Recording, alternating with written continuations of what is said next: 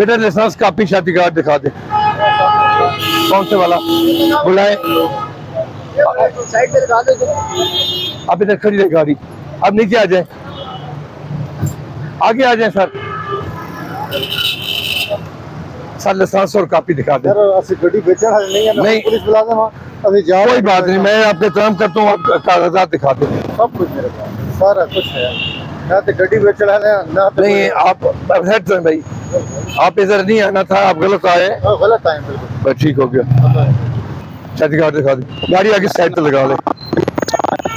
क्या हो गया मैडम, किधर आई हैं आप?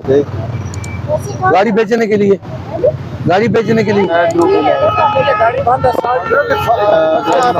दफ्तर आए हैं। कहाँ से आए आप? तो गाड़ी बेचने आए हैं जाकर? 4925 हमारी जो है, मैं लेडीज का एहतराम करता हूँ, मैं लेडीज का एहतराम करता हूँ।